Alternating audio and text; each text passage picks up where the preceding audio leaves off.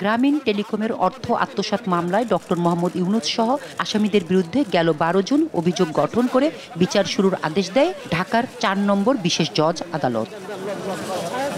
এই আদেশের প্রেক্ষিতে মামলা বাতিল চেয়ে উচ্চ আদালতে আবেদন করেন ডক্টর ইউনূস। এই নিয়ে ৩ দিন উভয় পক্ষের শুনানি শেষে আবেদন খারিজ করে দেন আদালত। সেই সঙ্গে 1 বছরের মধ্যে মামলা নিষ্পত্তির নির্দেশ দেয় হাইকোর্ট। আজকে মহামান্য হাইকোর্ট সেটা সরাসরি খারিজ করে দিয়েছেন এবং বিজ্ঞ বিচারিক আদালতকে বলেছেন পারতপক্ষে 1 বছরের মধ্যে মামলাটি যেন শেষ করে দেওয়া হয়, এখানে অপরাধের প্রাথমিক সত্যতা প্রতীয়মান হয়। তাদের স্বীকৃত তারা যে 437 কোটি টাকা একবার ট্রানজ্যাকশন করেছেন, এখানে প্রায় 26 কোটি টাকা ওনারা নিজেরাই আত্মসাৎ করেছে। তাই 14 জনের বিরুদ্ধে আদালত সুস্পষ্ট অভিযোগ থাকাতেই তাদের বিরুদ্ধে অভিযোগ গঠন করেছে। তবে ডক্টর মোহাম্মদ ইউনূসের আইনজীবী আব্দুল্লাহ আল মামুন জানান এই আদেশের বিরুদ্ধে আপিল করা হবে।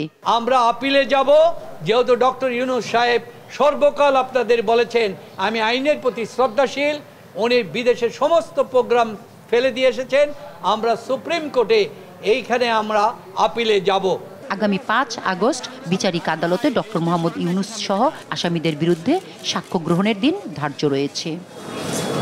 শামীমা আক্তার, দেশ টিভি, ঢাকা।